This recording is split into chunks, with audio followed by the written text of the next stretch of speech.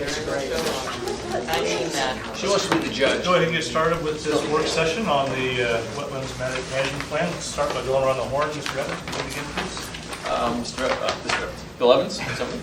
Amy Kubowski, representing Cheek Eagle River, and don't forget the Bear Paw Festival this weekend. Ernie Hall. Jennifer Johnson, what Bear Paw Festival? Tim Steele, somebody. Big training. Audrey Jackson. Steve Peterson. Patrick Flynn. Steve Tilford. Gary Weaver, Community Development. Mr. McGillis, you want to introduce yourself too? Oh, George McKeelis. Thank you very much. Mr. Kovish, are you our guide today? We are. Thank you for having us here to talk about this. We gave you the S version and also the original amendments. And Dee's going to walk you through to show you exactly where they were inserted into the S version. And then we can go from there with any questions. Very good. Okay. Does everybody have a copy of the assembly amendments? There's 8 of them in the packet. Yes. Okay. And everybody has the S version from Tuesday night? Okay. So what I would like to do, I think simplest, would be to go through the 8 assembly amendments and explain our take on them and how they got worked in. So working with the amendment packet, number 1 was for Turnigan Bog, Wetland Unit 26A and 26B, and there were 2 places where the language was adjusted by the assembly amendment, and we concur with both of those. And they are included in the S version as section 1, number 1, beginning on line 18 through 35. So then we move to assembly amendment number 2, which had to do with Wetland Unit 18D on page 49 of the plan. And the wetland unit is west of UAA Drive, south of Mallard, etc. And we concur with that change. There's a 1-sentence addition, and that is added in the S version as number 2. So the next assembly amendment, number 3, was proposed for Wetland Unit 18E, the unit described as south of Chester Creek. And we did not concur with this language because it was redundant. We felt it was not necessary language because if you're familiar with the map, I can show you. The wetland unit this is describing has 2 designations. It has an A designation and a B designation. The A designation coincides with the greenbelt boundary. So where the A and the B meet and they change, that's at the wetland, the greenbelt boundary. So we felt it was redundant to add the proposed language, which they had as an end adjacent to the A wetland. There's no need to have it. Basically, that's the boundary. Can we just clarify that, Mr. Kovish? Yes. So what I believe I heard you say was the A wetlands that are adjacent are considered to be part of the green belt, and therefore you don't need to say and adjacent. Correct. Everyone clear on that? Thank you, Mr. Kovish. I understood the sentiment, but it was redundant. Got it. Okay, so assembly amendment number 4 was proposed for wetland unit 14A, which is described as College Gate subdivision, tract D. And we did not concur with this for a similar reason, in that the wetland in question is entirely A designation, so it's essentially entirely meant to be protected.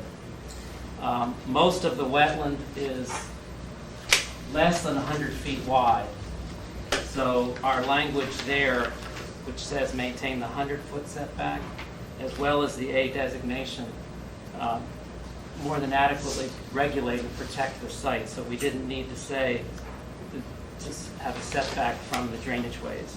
And in addition, we had never found any drainage ways at this site, so, and none are mapped. So again, it was, in our opinion, an unnecessary, and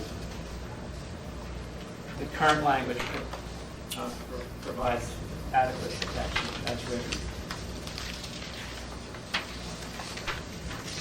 So then we move to Assembly Amendment number 5, which is for Wetland Unit 18, Goose Lake Wetland. And I think it took me a while to figure the intent here, because there is, I think, some confusion at the genesis of this language, this proposed language. But if Goose Lake Wetland, this Goose Lake Wetland, this 38-acre wetland, is entirely around Goose Lake, there is no drainage from this wetland unit towards Mosquito Lake. If you look at the map in your track changes version, actually here, I'll show you this map, this is much better.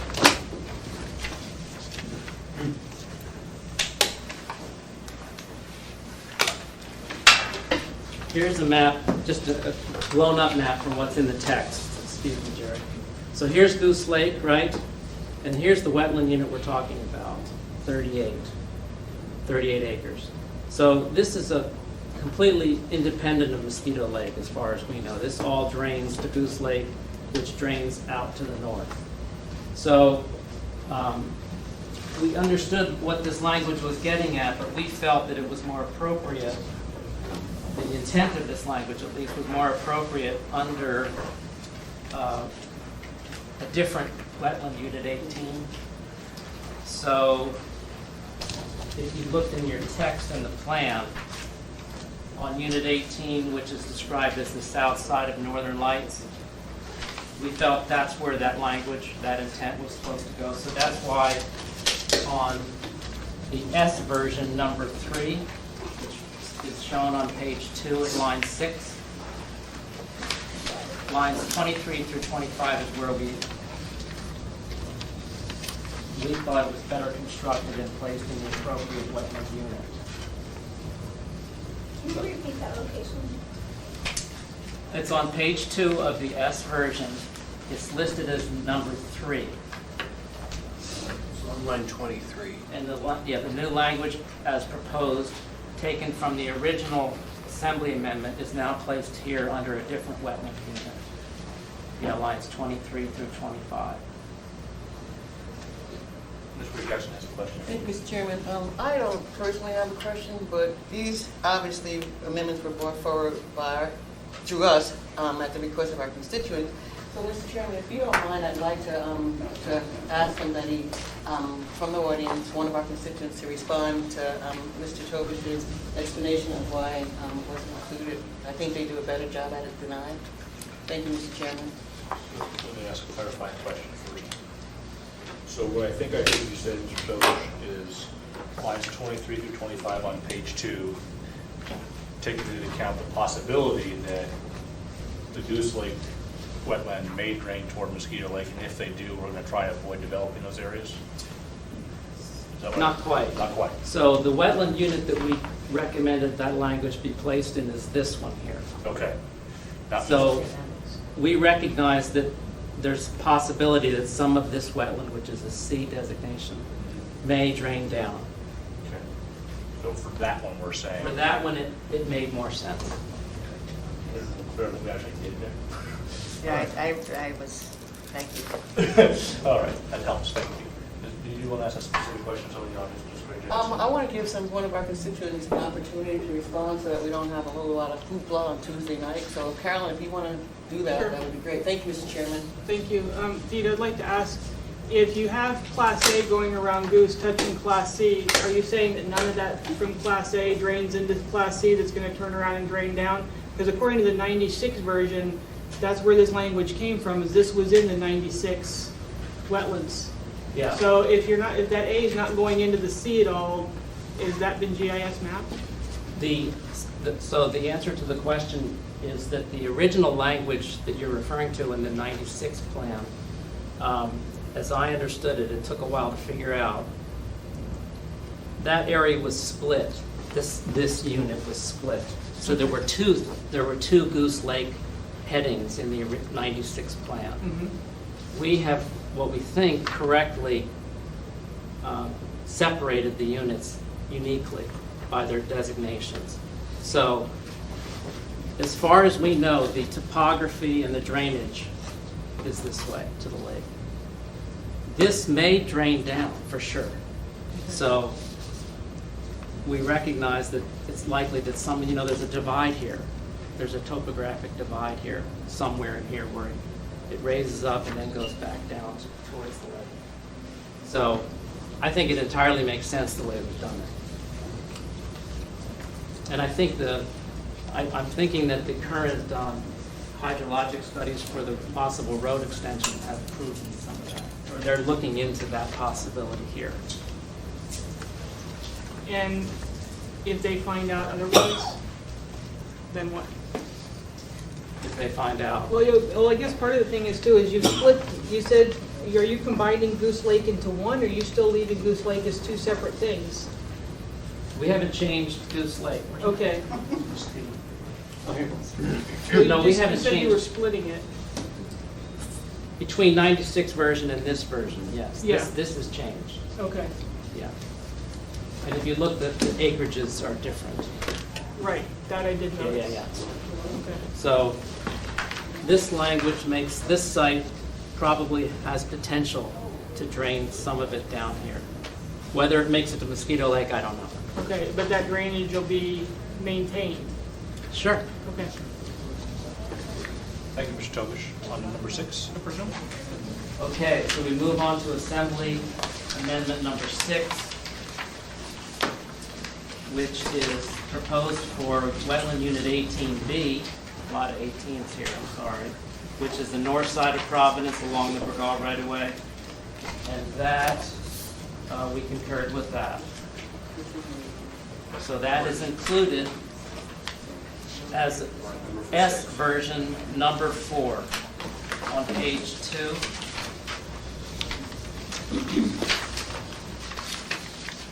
Towards the bottom of page 2.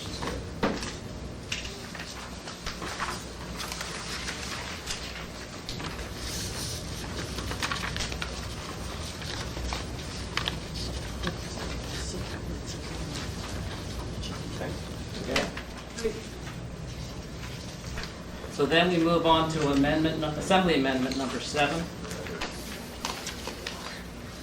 We have a question, I think.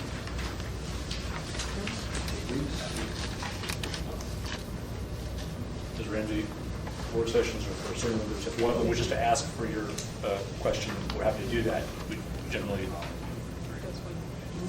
So, sorry, Mr. Tobish. Okay, so Assembly Amendment number 7 was proposed for Wetland Unit 18A, which is entitled Mosquito Lake, and it's mostly this area right here. So this is Mosquito Lake towards the south end of the complex. And we, basically this is referenced in the S version number 5, which is down at the bottom of page 2 and on to the next page 3. We accepted essentially all the language except the proposed assembly language in the first sentence. The assembly language goes back to restoring the language that's in the 1996 plan. And as we noted in the previous work session, we recommended different language. And I just wanted to clarify again that we wrote this proposed new language that's in the text you have in the document back in the fall of 2011. And we did so at this site, and I counted them a while back. There was at least 25 other sites across the municipality where the Corps of Engineers and the other resource agencies basically recommended we put that type of language in to better reflect the Corps process and Corps permitting. So if you go through the document, you'll find numerous places scattered across the entire municipality, mostly on wetlands where there are utility rights-of-way or trails or roads or public land that might need future development of some sort. Because the Corps basically issues a permit regardless of the wetland designation. If it's a public project that has a public need and a public purpose and has no other alternative location. The airport's a good example. Airport runways, airport roads, they're required to go certain areas. They get a permit if it's in an A wetland, and they've gotten quite a few. Elmore Road is a really good example. The new extension from Tudor to Abbott. A lot of that right-of-way was in A wetlands, it crossed streams. They got a permit because they jumped through the hoops with the Corps, showed that they had no alternative alignments. And the sequencing for avoiding fills and so on was put into the permit process. So we feel that our language reflects that process, and it was put in at the agency's intent back in 2011. So we don't recommend changing to without disturbance because it doesn't reflect the core process. The other language proposed, we concurred with, and that's highlighted in number 5 in the S version. Before you go on, Mr. Evans, do you have a question? Yeah, just, also it seemed to me, in looking at this, if the amendments language was incorporated, it would be creating a new category of wetlands. Because, I mean, you have, all the A wetlands use the to the maximum extent possible language. If we picked just 2 places and gave it a higher category, we're in a sense creating like A+ wetlands, that would be the, I guess, the theory. Is that correct? In the Corps' eyes, yes. The Corps of Engineers, as you know, does not always follow our designations. Our designations are locally founded. But we have found that unless there's a conservation easement on a parcel or some other permanent protection, you can't say you can't disturb it. And you can attempt that in the court process, but that's the top end right there. Okay. So if we change the language to without disturbance, obviously there are a lot of constituents who have requested that language change. Are you saying that they may feel better, but it wouldn't change whether that land gets developed in the future by court permit? It most likely wouldn't affect the court process because they look at an individual project each time independently. Thank you. You know, we have some, there may be a way to clarify that in the text. So we could offer some clarification possibility. Would you expand on that for a moment, please? Well, you know, I think in the hierarchy of Corps permits, water bodies are often the most off limits to the Corps. They're not always, because Tina Lake, if you're familiar with that near Arctic, has been partially filled, has been permitted to be partially filled for a new road. So, not always, but water bodies have the highest priority for the Corps, streams and water bodies. So, it may be appropriate to say something like, Mosquito Lake shall be preserved without disturbance, and the surrounding wetlands shall be preserved to the maximum extent possible. That comes closer to a reality statement and a process statement. Okay, I think that was the answer we wanted to hear. Mr. Craney, do you want to follow up on that? I like that language. All right. We may have a floor amendment or another one. Go ahead, Mr. Tilish. Okay, I think the last one is number 8, which was proposed for site 8, another site 18, which is that C wetland here. And we concur with the language. That's number 6. That is number 6 in the S version on page 3 at line 10 through 29.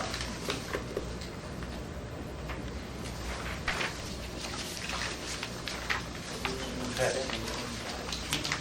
Anything else you wish to share with us?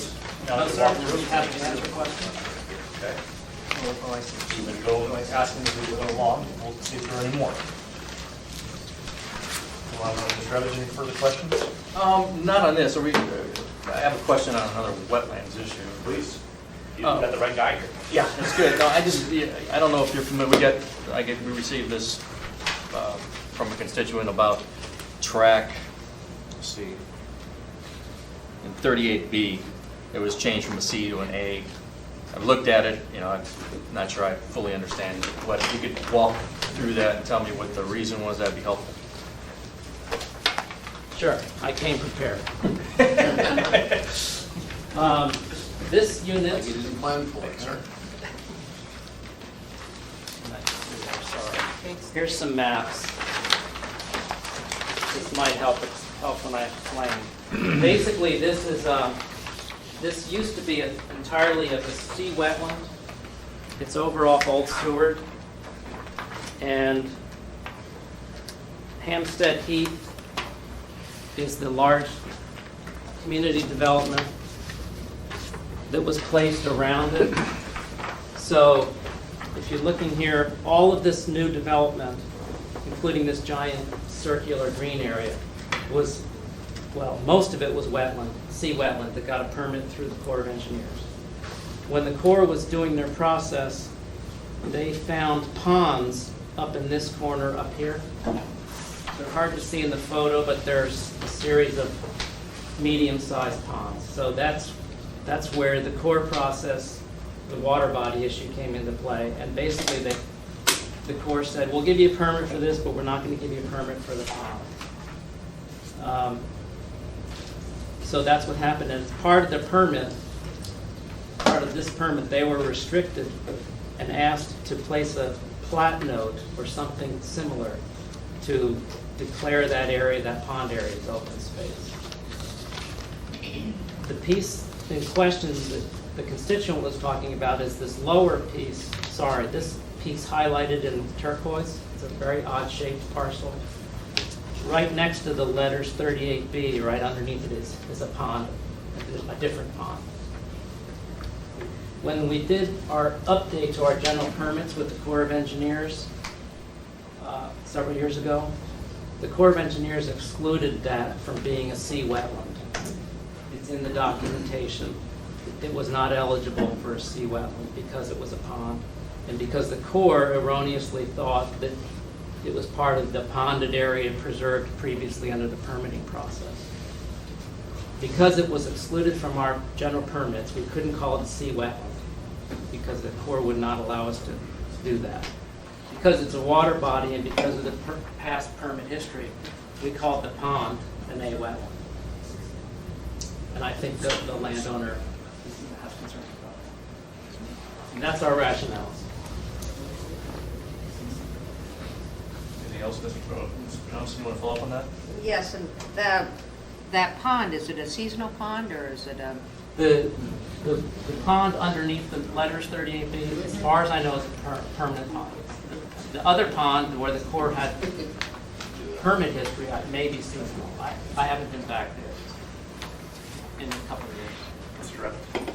Just when did all that take place? When did the Corps exclude that pond from? It's when we got our general permit, so it was, I think, 2010. The permit history was in the 90s when they initially precluded. And so in the 96 plan, though, the reason it was a sea wetland at that time. It hadn't been developed. Okay. Mr. Dawson, anything? Okay. Everybody else? Okay. Just what his language he gave us earlier, verbally, but give me to you in writing. I want to use that for the amendment. For up to the mosquito. About lake. Mosquito Lake? Okay. You found just send that via Ms. Moser to the assembly, that we appreciate. Okay. Thank you. Mr. Jackson? No, thank you, Mr. Chairman. Yours. All right. Well, if there's nothing else, then I'll give everybody 35 minutes of their lives back. We're adjourned. Thank you.